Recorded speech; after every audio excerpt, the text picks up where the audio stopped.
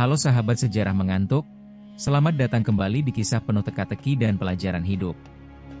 Malam ini, kita akan mendengar cerita unik tentang bagaimana Abu Nawas meminjamkan waktu kepada tetangganya. Sebuah kisah yang mungkin akan membuat kalian berpikir dua kali tentang bagaimana kita menggunakan waktu kita sendiri. Mari kita mulai. Pembukaan. Di Baghdad yang ramai, suara pedagang di pasar bersahut-sahutan, aroma rempah memenuhi udara, dan derap kaki unta bercampur dengan tawa anak-anak. Di salah satu gang sempit, ada sebuah rumah sederhana dengan halaman kecil yang penuh tanaman herba. Disitulah Abu Nawas tinggal, bersama tumpukan buku tua, kendi air, dan meja kayu yang penuh coretan aneh. Semuanya adalah alat untuk ide-ide gilanya. Suatu pagi, saat Abu Nawas sedang duduk di teras sambil menyesap teh, datanglah tetangganya, seorang lelaki parubaya bernama Hamid. Wajahnya muram, matanya merah seperti kurang tidur. Tanpa basa-basi, Hamid menjatuhkan diri di kursi di depan Abu Nawas dan menghela napas panjang. "Aduh, Abu Nawas, aku kehabisan waktu," keluhnya. Abu Nawas menatapnya heran. "Kehabisan waktu? Maksudmu?" Hamid memijat pelipisnya. "Kerjaanku menumpuk, istriku mengeluh aku jarang di rumah, anak-anakku minta bermain denganku, tapi aku selalu sibuk di pasar. Seandainya aku punya lebih banyak waktu, hidupku pasti lebih tenang." Abu Nawas tersenyum tipis. "Jadi kau ingin aku memberimu waktu?" Hamid menatap Abu Nawas, separuh bingung, separuh berharap. "Bisa?" Abu Nawas menyandarkan punggung, menatap langit Baghdad yang biru pucat. "Bisa. Tapi ada syaratnya." Hamid langsung maju ke depan kursinya. "Syarat apa saja akan aku penuhi?" Abu Nawas menatapnya lama, lalu berkata pelan, seolah sedang mengungkap rahasia besar. "Aku akan meminjamkan waktuku padamu, tapi kau harus mengembalikannya. Dan ingat, waktu yang kupinjamkan tidak bisa disimpan. Kau harus menggunakannya hari ini juga." Hamid semakin bingung. "Bagaimana caranya kau meminjamkan waktu?" Abu Nawas berdiri, masuk ke dalam rumah, lalu keluar lagi sambil membawa sebuah jam pasir tua. Pasirnya berwarna hitam pekat, berbeda dari jam pasir biasa. Ia meletakkannya di meja. "Inilah waktuku," kata Abu Nawas. "Selama pasir ini mengalir, kau akan mendapatkan tambahan waktu. Tapi apa yang kau lakukan dengan waktu itu, akan menentukan apakah kau bisa mengembalikannya atau tidak." Hamid menatap jam pasir itu dengan campuran rasa ingin tahu dan ragu. "Kalau aku gagal mengembalikannya?" Abu Nawas tersenyum, kali ini lebih lebar. "Kalau begitu, bukan aku yang rugi, tapi kau yang akan kehilangan lebih dari waktu." Hamid menelan ludah. Di kepalanya, ia belum paham sepenuhnya. Tapi di hatinya, ia merasa ini adalah kesempatan yang aneh sekaligus berharga. Dan hari itu, perjalanan Hamid untuk menggunakan waktu pinjaman dari Abu Nawas pun dimulai. Perjalanan yang akan membawanya pada serangkaian kejadian yang tak pernah ia bayangkan sebelumnya. Bagian satu waktu yang mengalir. Hamid membawa pulang jam pasir hitam itu dengan hati-hati, seakan benda itu terbuat dari kaca paling rapuh di dunia. Setiap butir pasir di dalamnya bergerak perlahan, seperti meneteskan detik-detik yang tidak dimiliki orang lain. Ia meletakkannya di meja ruang tamu, memandangnya sejenak, lalu duduk di kursi. Di rumahnya, istrinya, Salma, sedang sibuk menyiapkan sarapan. Melihat Hamid pulang lebih cepat dari biasanya, ia langsung terkejut. "Loh, kenapa pulang pagi sekali? Daganganmu di pasar bagaimana?" tanya Salma sambil mengaduk bubur. Hamid tersenyum tipis. "Hari ini, aku punya waktu lebih." Salma mengernyit. "Waktu lebih? Maksudmu apa?" Hamid menunjuk ke jam pasir hitam di meja. "Ini pinjaman dari Abu Nawas. Katanya, selama pasir ini mengalir, aku punya tambahan waktu. Tapi aku harus menggunakannya hari ini juga." Salma menatap jam itu lama, lalu terkekeh kecil. Abu Nawas memang suka bercanda. Kau yakin ini bukan salah satu trik konyolnya? Hamid mengangkat bahu. Entahlah. Tapi aku akan mencobanya. Siapa tahu, hidup kita jadi lebih ringan. Langkah pertama. Hamid memutuskan untuk memulai harinya dengan hal yang jarang ia lakukan, sarapan bersama keluarganya. Biasanya, ia berangkat ke pasar sebelum matahari terbit, meninggalkan rumah dalam keadaan sepi. Pagi ini, ia duduk bersama Salma dan kedua anaknya, Farid dan Laila. Wah, ayah di rumah pagi-pagi? Ini mimpi? Tanya Laila sambil tertawa. Hamid tersenyum, mengusap kepala putrinya. Tidak, sayang. Ayah hanya ingin sarapan bersama kalian. Percakapan mengalir hangat. Farid bercerita tentang tugas sekolah, Laila menunjukkan gambar bunga yang ia buat. Hamid mendengarkan dengan sungguh-sungguh, sesuatu yang jarang ia lakukan. Dan anehnya, ia merasa waktu berjalan lambat. Pasar yang berbeda.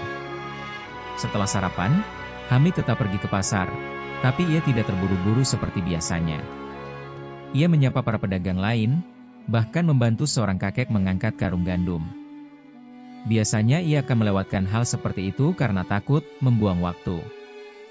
Di tengah pasar, ia melihat seorang pengemis tua duduk bersandar di dinding, menatap kosong. Tanpa berpikir panjang, Hamid memberi sepotong roti yang ia bawa. Pengemis itu tersenyum, dan Hamid merasa ada kehangatan aneh di dadanya. Rasa penasaran yang tumbuh. Sepanjang hari, Hamid terus memperhatikan jam pasir itu yang ia bawa dalam tas kain kecil. Pasirnya tetap mengalir perlahan, tidak habis-habis. Seperti, waktu ini memang lebih panjang dari biasanya, gumamnya. Ia merasa bisa melakukan lebih banyak hal tanpa lelah atau terburu-buru. Ia sempat mampir ke rumah seorang tetangga yang sakit untuk menanyakan kabarnya.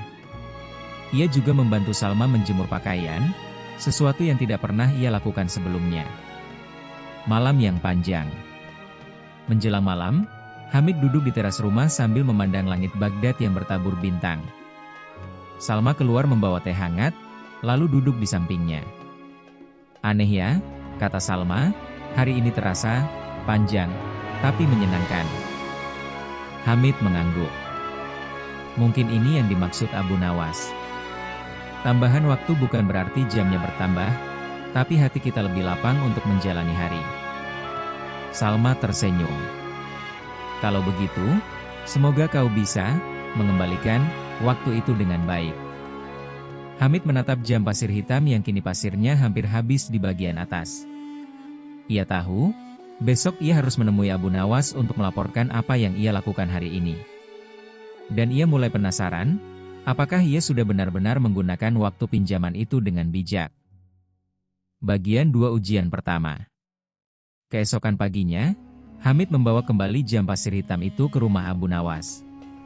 Ia datang dengan langkah mantap, tapi di dalam hatinya ada sedikit rasa was-was. Pasir di jam itu sudah habis malam tadi, dan ia tidak tahu apakah itu pertanda baik atau buruk. Abu Nawas sedang duduk di teras, membaca sebuah kitab tebal. Begitu melihat Hamid, ia menutup kitab itu dan tersenyum. Bagaimana, Hamid? Apa yang kau lakukan dengan waktuku? Hamid menarik napas panjang, lalu menceritakan semua. Sarapan bersama keluarga, membantu tetangga, memberi roti pada pengemis, dan berbicara lebih banyak dengan istrinya. Abu Nawas mendengarkan dengan seksama, kadang mengangguk pelan. Bagus, kata Abu Nawas akhirnya. Itu berarti kau sudah lulus ujian pertama. Hamid terkejut. Ujian pertama? Jadi masih ada ujian berikutnya? Tentu, jawab Abu Nawas sambil berdiri. Meminjam waktu bukan hanya soal memanfaatkannya, tapi juga bagaimana kau menghargainya. Hari ini, kau akan menjalani ujian kedua. Perjalanan ke pasar tersembunyi. Abu Nawas mengajak Hamid berjalan melewati lorong-lorong sempit Baghdad yang jarang ia lewati. Udara pagi terasa sejuk, dan suara azan subuh masih terngiang. Mereka akhirnya sampai di sebuah pasar kecil yang tersembunyi di balik tembok tinggi. Pasar ini berbeda dari pasar biasa. Tidak ada pedagang yang berteriak-teriak, tidak ada tawar-menawar keras. Semua orang tampak tenang, bahkan ramah. Di sini, barang yang dijual bukan makanan atau pakaian, melainkan benda-benda unik, jam tua, pena dari bulu merak, buku-buku tanpa huruf, dan bahkan botol kecil berisi aroma hujan. Hamid melongo. Pasar apa ini? Ini adalah pasar waktu, kata Abu Nawas pelan. Di sini, orang tidak menjual barang, mereka menjual potongan waktu hidup mereka. Pertukaran yang aneh. Hamid melihat seorang perempuan tua menyerahkan jam saku kepada seorang pemuda. Pemuda itu tersenyum, lalu memberinya sekeranjang kurma. Itu, dia menjual waktunya, tanya Hamid. Benar, jawab Abu Nawas. Setiap jam, setiap menit, setiap detik yang kita punya, bisa digunakan atau disia-siakan. Di sini, orang-orang menukarnya secara sadar. Abu Nawas lalu memberikan sekantong kecil berisi koin perak kepada Hamid. Gunakan ini untuk membeli sesuatu di pasar ini. Tapi ingat, yang kau beli akan memakan waktu hidupmu sendiri. Pilihlah dengan bijak. Godaan di setiap sudut. Hamid berjalan mengelilingi pasar. Ada penjual yang menawarkan 3 jam istirahat tanpa gangguan, penjual lain yang menawarkan 5 menit kebahagiaan murni. Bahkan ada yang menjual sehari bersama kenangan masa kecil. Hamid tergoda. Ia ingin sekali membeli hari masa kecilnya, bermain layang-layang di padang rumput bersama ayahnya. Tapi ia teringat pesan Abu Nawas, pilih dengan bijak. Pilihan yang tak terduga. Akhirnya, Hamid berhenti di depan seorang lelaki tua berjanggut putih yang duduk di bawah pohon.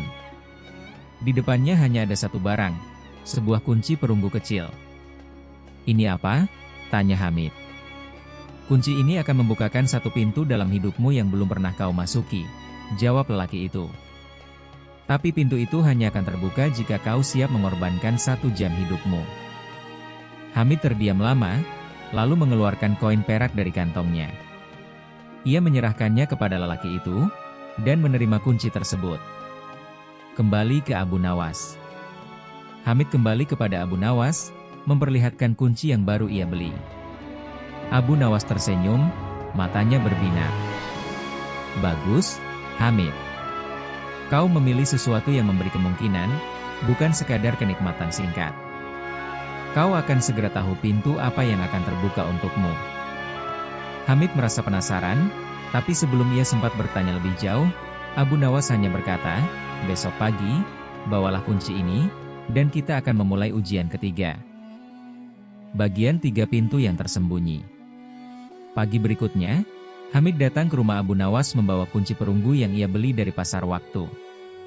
Abu Nawas sudah menunggunya di teras, sambil memutar-mutar tongkat kayu di tangannya. Siap untuk ujian ketiga?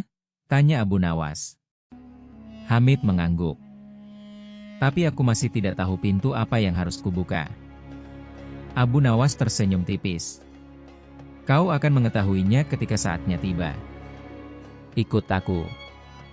Perjalanan ke tepian kota. Mereka berjalan melewati jalan-jalan kecil Baghdad, keluar dari keramaian pasar, hingga mencapai tepian kota di mana rumah-rumah mulai jarang. Di sana berdiri sebuah bangunan tua yang tampaknya sudah lama ditinggalkan. Catnya pudar, pintunya terkunci, dan jendela-jendelanya tertutup debu. Hamid menatap bangunan itu dengan alis terangkat.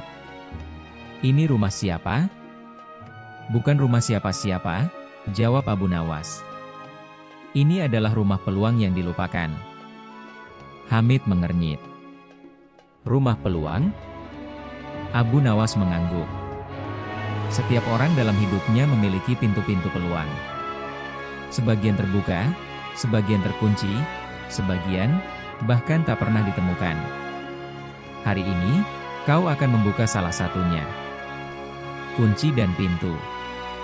Mereka berhenti di depan sebuah pintu kayu yang warnanya hampir menyatu dengan dinding.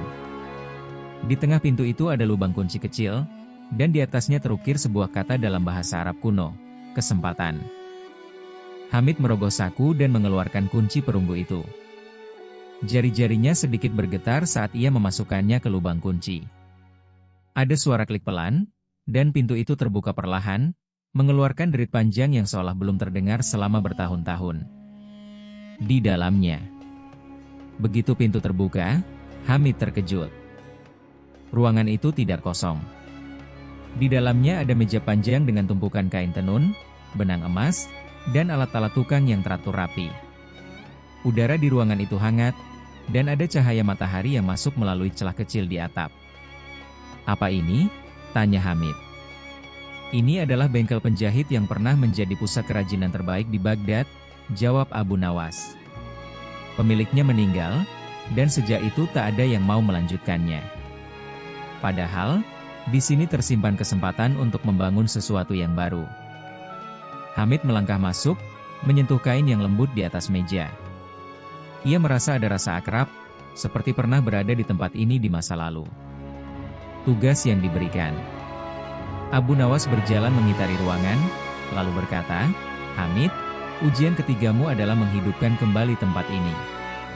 Gunakan waktumu, bakatmu, dan juga bantuan dari orang-orang di sekitarmu. Tapi ingat, kau hanya punya 7 hari. Setelah itu, pintu ini akan terkunci selamanya." Hamid terkejut. 7 hari? Itu terlalu singkat untuk memulai usaha. Abu Nawas mengangkat bahu. "Peluang tidak menunggu selamanya, Hamid. Kau harus belajar menggunakan waktu untuk membangun, bukan hanya untuk menghabiskannya." Awal yang ragu-ragu. Hari itu, Hamid mulai membersihkan ruangan itu. Ia menyapu debu, merapikan alat-alat, dan memeriksa kain-kain yang masih bisa digunakan. Beberapa kali, ia berhenti dan bertanya-tanya apakah ini semua hanya permainan aneh dari Abu Nawas. Tapi di lubuk hatinya, ada semangat kecil yang mulai tumbuh. Saat senja tiba, Hamid berdiri di tengah ruangan yang kini jauh lebih bersih.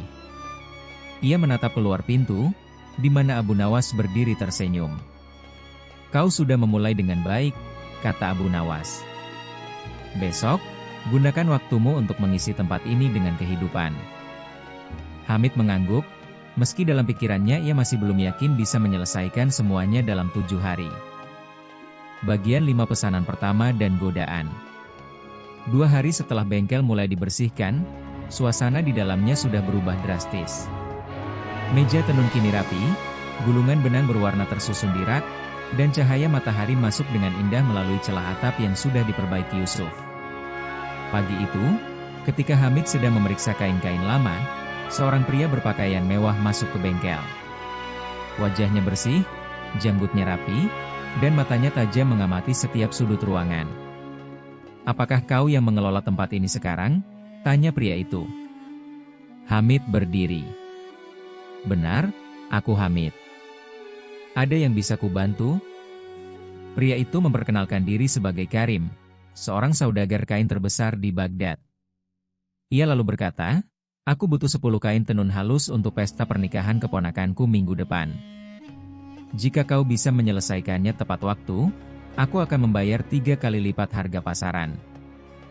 Tawaran menggiurkan. Hamid terdiam. Pesanan itu sangat besar untuk ukuran bengkel yang baru saja dibuka kembali. Apalagi, waktu yang diberikan hanya seminggu. Namun, bayaran yang dijanjikan Karim sangat menggiurkan. "Boleh aku berpikir sebentar?" tanya Hamid. Karim mengangguk. "Aku akan kembali sore ini untuk mendengar jawabanmu." Begitu Karim pergi, Hamid duduk termenung. Ia tahu jika menerima pesanan ini, ia harus bekerja siang dan malam, mungkin tanpa tidur. Waktu yang dimilikinya akan terkuras habis hanya untuk memenuhi pesanan tersebut. Diskusi dengan Salma.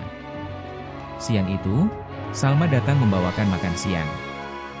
Hamid menceritakan tawaran Karim, berharap istrinya akan langsung mendukung. Namun, Salma malah menggeleng.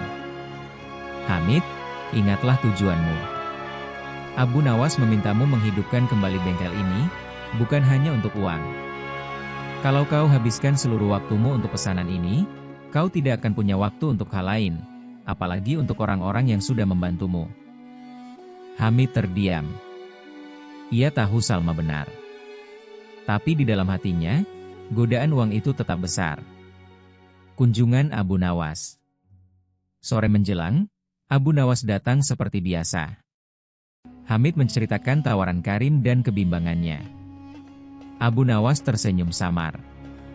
Itu ujian keempatmu, Hamid. Ujian untuk memilih antara keserakahan dan kebijaksanaan. Waktu adalah mata uang yang lebih berharga dari perak atau emas. Kalau kau menukarnya hanya untuk harta, jangan heran kalau yang tersisa nanti hanyalah penyesalan.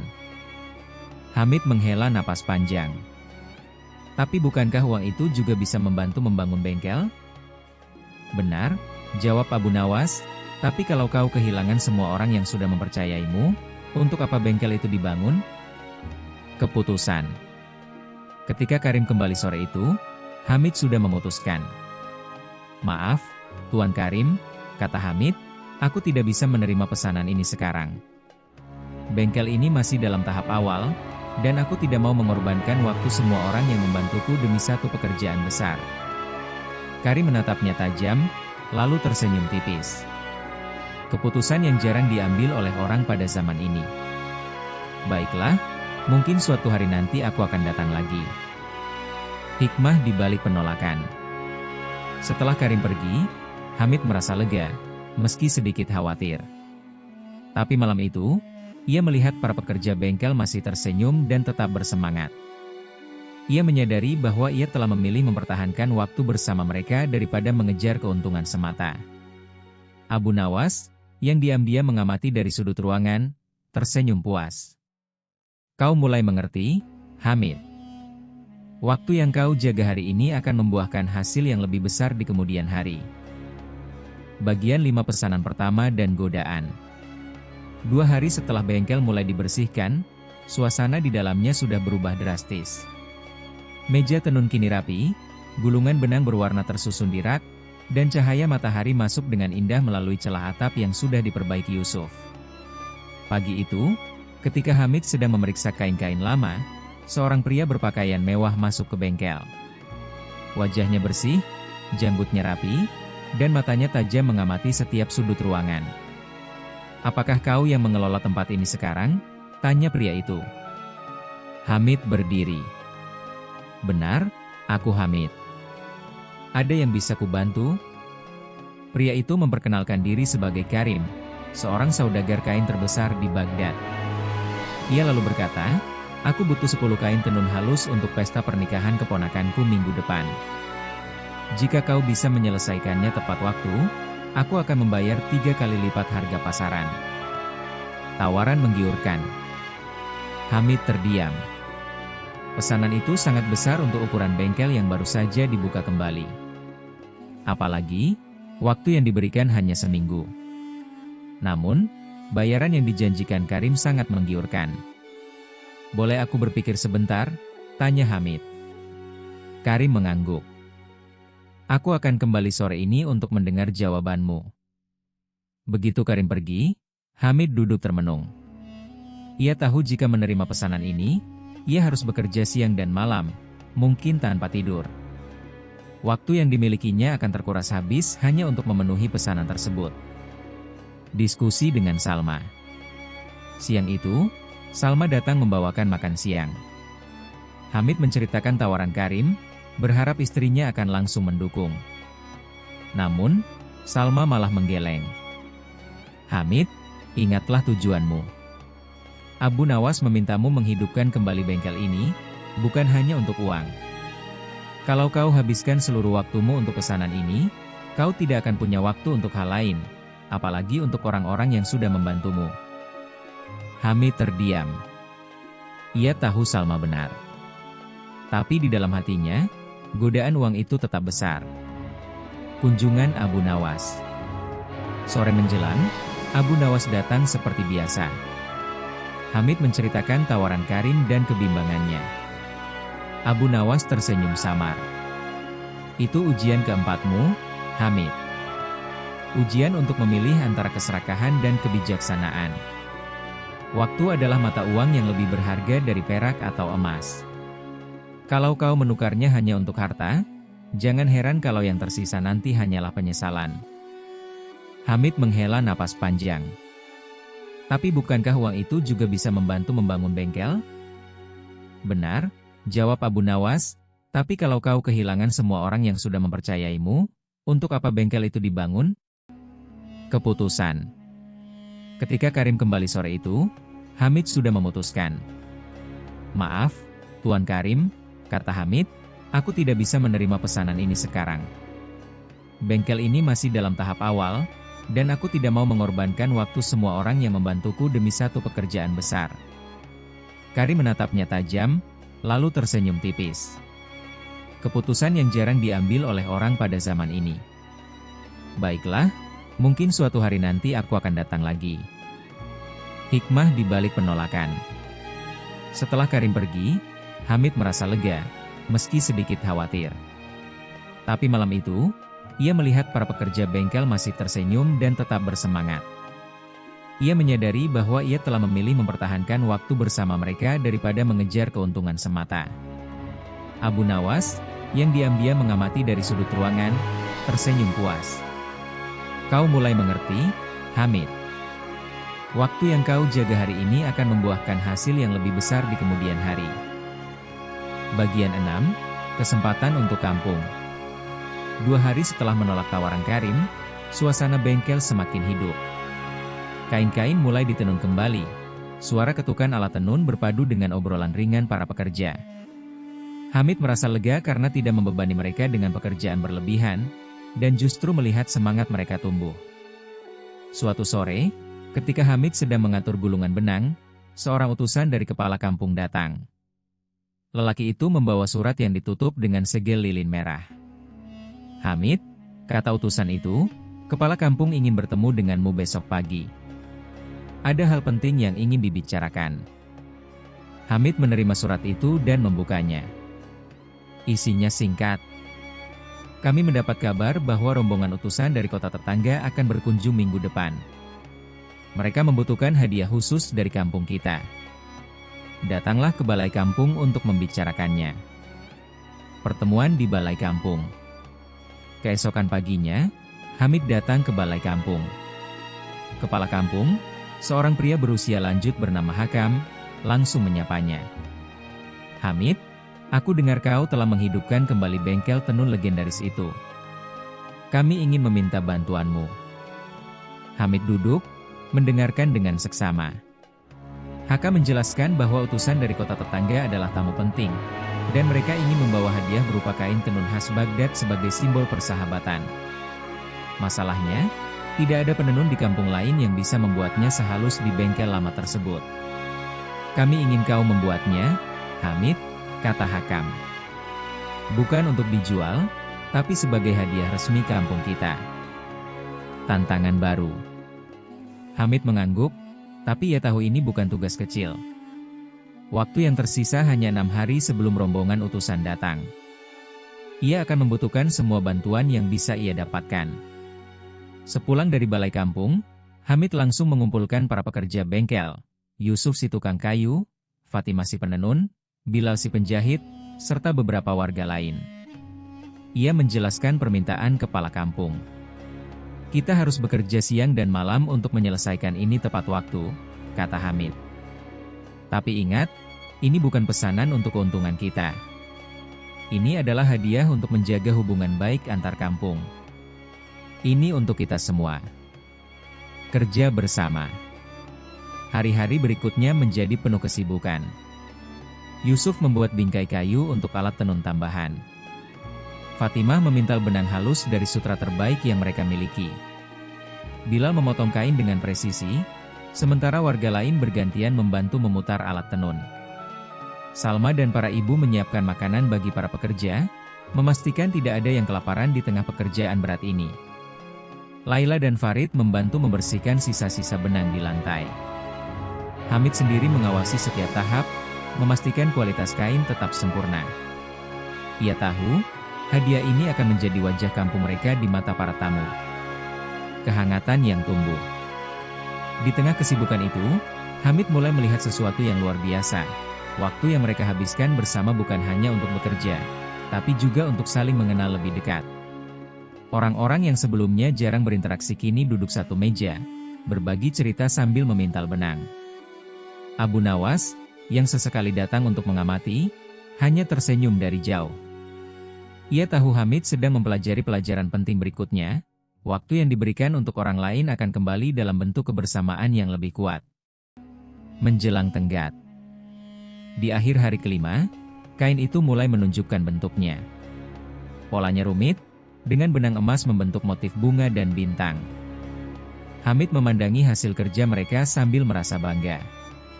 Namun, ia juga tahu bahwa satu hari terakhir akan menjadi ujian ketepatan waktu yang sesungguhnya.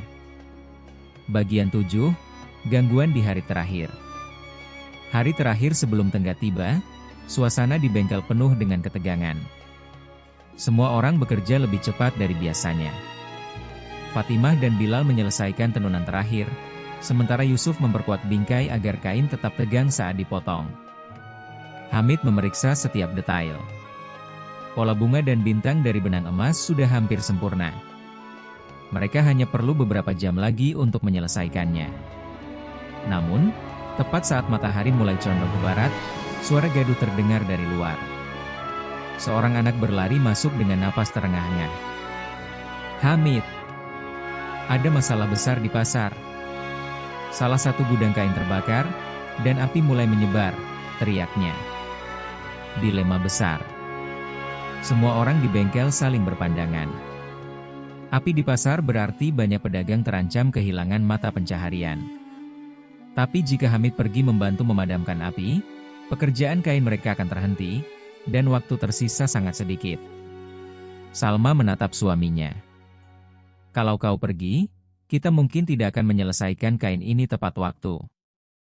Hamid menggenggam tangannya, berpikir keras. "Tapi kalau kita tidak membantu, banyak orang akan kehilangan segalanya." Ia lalu menoleh kepada para pekerja.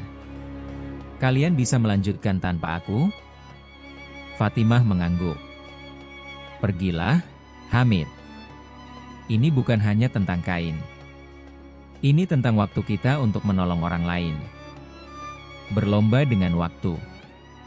Hamid segera berlari menuju pasar. Api sudah menjilat atap-atap gudang, dan orang-orang panik mencoba memindahkan barang-barang. Hamid bergabung dengan kelompok warga yang membentuk rantai ember air dari sumur terdekat. Panasnya api membuat wajahnya terasa terbakar, tapi ia terus bekerja tanpa henti. Setelah hampir 2 jam, api akhirnya berhasil dipadamkan. Banyak barang yang hilang, tapi sebagian besar gudang berhasil diselamatkan. Para pedagang berterima kasih, dan Hamid merasa lega. Kembali ke bengkel. Ketika Hamid kembali, malam sudah mulai turun. Ia masuk ke bengkel dengan napas berat, takut pekerjaan mereka tidak selesai. Namun, pemandangan yang ia lihat membuatnya tertegun. Kain itu sudah selesai. Fatimah dan Bilal duduk kelelahan, Yusuf tertidur di kursi, dan Salma menutup kain dengan sehelai kain putih bersih. "Kami tahu kau akan kembali tepat waktu," kata Salma sambil tersenyum. "Jadi kami bekerja sekuat tenaga agar semuanya selesai." Pelajaran dari Abu Nawas. Tak lama kemudian, Abu Nawas muncul di pintu. "Hamid, ini ujian kelima. Dan kau lulus." Hamid mengerutkan kening. "Ujian kelima?" "Ya," kata Abu Nawas. "Ujian memilih antara tenggat untuk dirimu sendiri dan tenggat untuk orang lain. Kau memilih menolong orang, dan tetap menyelesaikan tugas. Waktu yang digunakan untuk kebaikan tidak akan pernah mengkhianatimu." Hamid tersenyum, merasa beban di hatinya hilang. Kini ia siap untuk menyerahkan kain itu kepada kepala kampung esok hari. Bagian 8, Penyerahan Hadiah. Keesokan paginya, udara di kampung terasa segar dan penuh semangat. Balai kampung sudah dipenuhi warga yang ingin menyaksikan penyerahan hadiah untuk rombongan utusan dari kota tetangga. Hamid tiba dengan membawa kain tenun yang dibungkus rapi dalam kotak kayu buatan Yusuf. Kotak itu dihiasi ukiran motif bunga dan bintang, selaras dengan pola di kain. Salma, Fatimah, Bilal, dan semua yang membantu ikut mendampingi. Kepala kampung, Hakam, menyambut mereka di depan balai. Hamid, kau dan semua warga yang terlibat telah melakukan pekerjaan luar biasa. Ini akan menjadi kebanggaan kampung kita. Pertemuan dengan utusan. Tak lama kemudian, rombongan utusan datang. Mereka berpakaian anggun, dengan warna kain yang menandakan status tinggi. Pemimpin rombongan, seorang pria berusia paruh baya bernama Emir Zaid, tersenyum ramah dan menjabat tangan Hakam. Setelah sambutan singkat, Hakam memberi isyarat kepada Hamid untuk maju. Dengan hati-hati, Hamid membuka kotak kayu itu dan memperlihatkan kain tenun emas bunga bintang di dalamnya.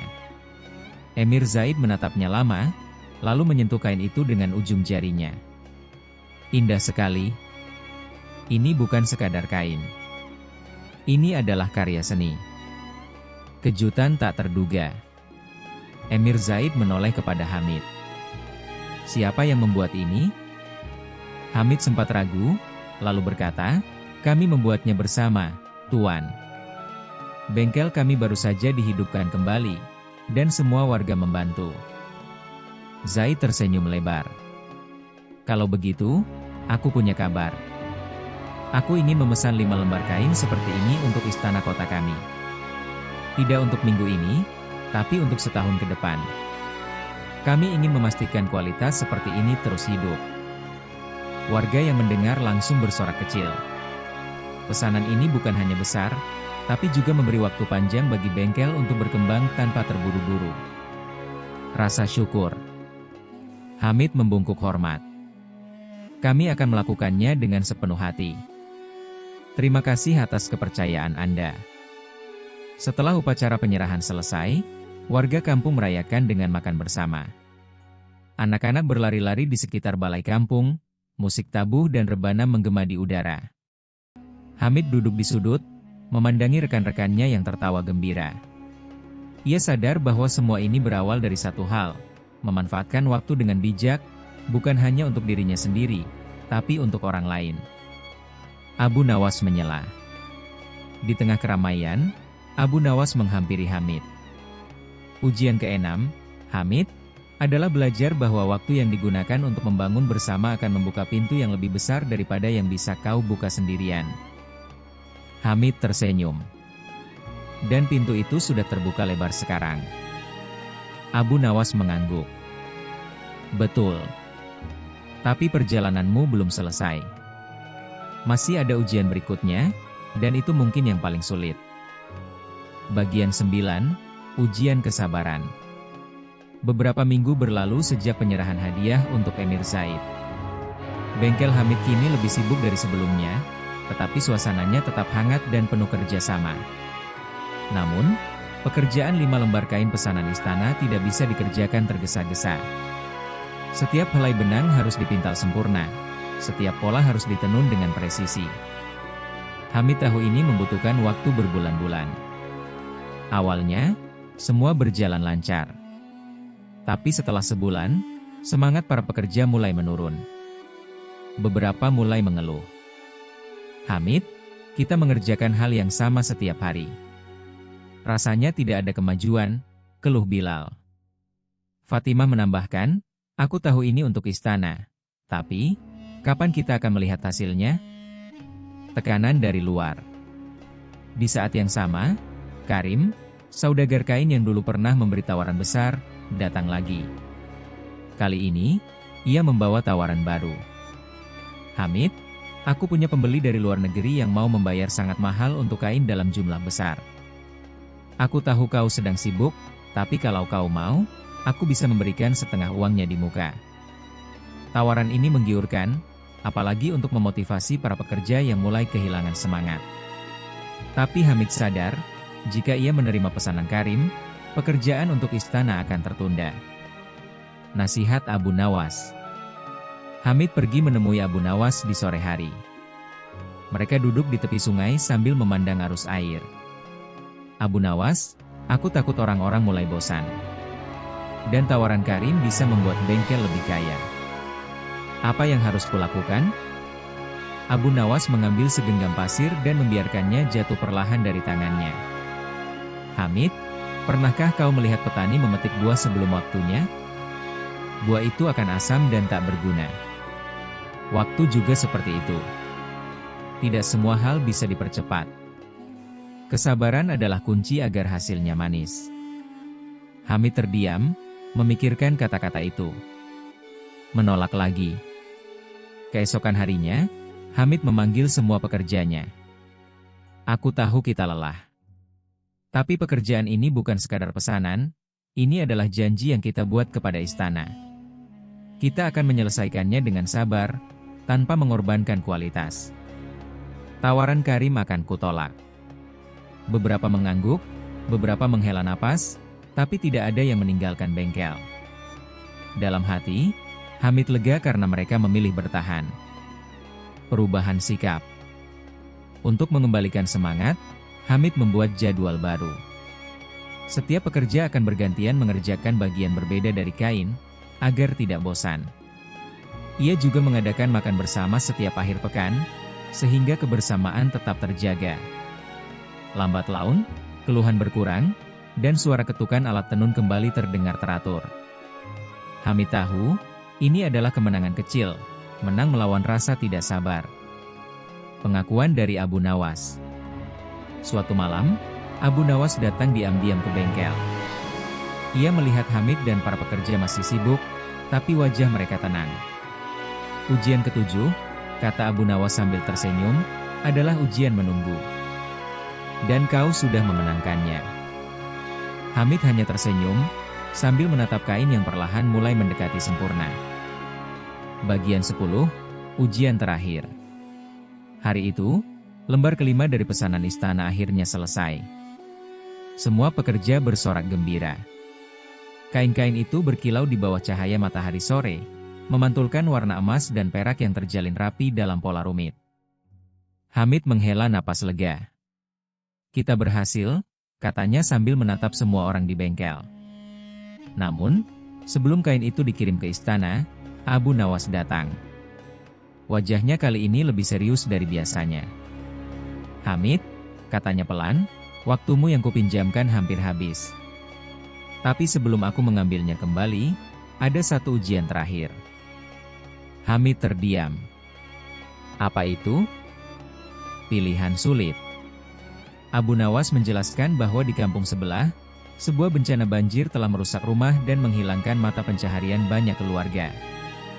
Mereka membutuhkan kain dalam jumlah besar untuk digunakan sebagai tenda darurat dan pakaian sementara. Masalahnya, satu-satunya kain yang cukup kuat dan tersedia adalah kain yang baru saja mereka selesaikan untuk istana. Hamid tertegun. Kalau aku memberikannya untuk mereka, kita akan mengecewakan istana. Tapi kalau aku menolak, mereka tidak akan punya penutup untuk bertahan hidup. Abu Nawas hanya tersenyum tipis. Ujian terakhir, Hamid. Apa yang akan kau pilih? Malam yang panjang. Malam itu, Hamid tidak bisa tidur. Ia memandangi kain-kain yang tertata rapi, mengingat semua usaha dan kerja keras selama berbulan-bulan. Ia juga membayangkan wajah-wajah anak kecil di kampung yang terkena banjir, kedinginan tanpa tempat berlindung. Salma, yang melihat suaminya gelisah, berkata, waktu yang paling berharga adalah waktu yang kau berikan tanpa pamrih. Apapun keputusanmu, aku akan mendukung. Keputusan. Pagi harinya, Hamid memanggil semua pekerja. Ia menjelaskan situasi yang sebenarnya. Aku tidak akan memaksakan keputusan ini sendiri. Tapi aku tahu, kita semua pernah menerima bantuan di saat kita membutuhkannya. Sekarang, mungkin ini giliran kita untuk membantu. Satu persatu, para pekerja mengangguk. Fatimah berkata, kain ini dibuat dengan kebersamaan. Kalau harus dibagikan demi kebersamaan yang lebih besar, aku rela. Keputusan pun diambil, semua kain akan diberikan kepada kampung yang terkena banjir. Reaksi istana. Hamid sendiri yang menghadap Emir Zaid untuk menjelaskan. Ia siap menerima kemarahan atau hukuman. Namun, Emir Zaid mendengarkan dengan tenang, lalu berkata, Kau memilih menolong orang yang membutuhkan daripada memenuhi pesananku. Itu keputusan yang mulia. Aku tidak marah, Hamid. Justru, aku ingin memesan kain baru darimu, dan aku akan memberi waktu 2 kali lipat untuk menyelesaikannya. Hamid terkejut sekaligus lega. Kembalinya waktu. Saat Hamid kembali ke bengkel, Abu Nawas sudah menunggunya. Kau lulus semua ujian, Hamid, kata Abu Nawas. Waktu yang kupinjamkan sudah kembali, tapi kau sekarang memiliki waktu milikmu sendiri, waktu yang lebih bijaksana. Hamid tersenyum. Ternyata rahasia waktu bukan tentang berapa banyak yang kita punya, tapi bagaimana kita menggunakannya. Abu Nawas mengangguk. Dan kau telah menggunakannya dengan benar.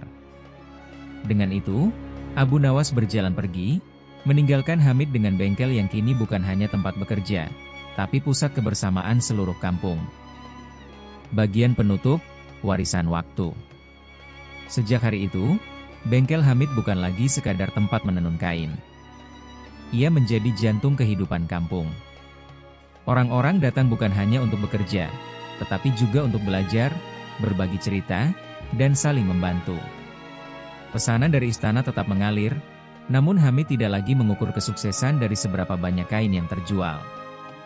Baginya, kesuksesan diukur dari berapa banyak waktu yang ia dan orang-orang di sekitarnya habiskan untuk hal yang bermakna. Perubahan Hamid. Hamid, yang dulu memandang waktu hanya sebagai alat untuk mencari nafkah, kini mengerti bahwa waktu adalah hadiah yang harus digunakan dengan hati-hati. Ia tak lagi takut kehilangan kesempatan, karena ia tahu bahwa kesempatan terbaik adalah kesempatan yang bermanfaat untuk orang lain. Setiap sore, ia duduk di teras bengkel sambil melihat anak-anak bermain di halaman. Di kejauhan, suara tenunan berpadu dengan tawa warga. Kehadiran Abu Nawas. Suatu hari, Abu Nawas kembali berkunjung. Ia melihat bengkel itu penuh aktivitas dan senyum. Hamid, katanya, kau telah menjadikan waktumu bukan hanya untuk dirimu, tetapi juga untuk semua orang di sini. Itulah warisan yang paling berharga. Hamid membungkuk hormat. Kalau bukan karena ujian-ujianmu, aku mungkin tidak akan pernah mengerti. Abu Nawas tersenyum tipis. Ingat, waktu akan selalu berjalan. Tapi bagaimana kau berjalan bersamanya, itulah yang membuat hidup menjadi berarti. Akhir yang baru. Hari mulai senja. Abu Nawas berjalan pergi di jalan setapak yang diterangi cahaya matahari keemasan. Hamid menatapnya hingga sosoknya menghilang di tikungan. Ia tahu, meskipun kisah ini telah berakhir, perjalanan waktunya baru saja dimulai. Perjalanan untuk terus menggunakan setiap detik sebagai hadiah, bukan sekadar angka di jam pasir. Bengkel itu kini berdiri sebagai bukti bahwa waktu yang diisi dengan kebaikan akan meninggalkan jejak yang tidak pernah hilang. Dan itulah warisan waktu, yang tak ternilai harganya. Terima kasih sudah menemani kami hingga akhir kisah malam ini di Sejarah Mengantuk. Kalau kalian suka cerita ini, jangan lupa klik like, tulis pendapat kalian di kolom komentar, dan tekan tombol subscribe supaya tidak ketinggalan kisah-kisah mengantuk berikutnya. Sampai jumpa di cerita selanjutnya. Dan, semoga mimpi kalian malam ini indah.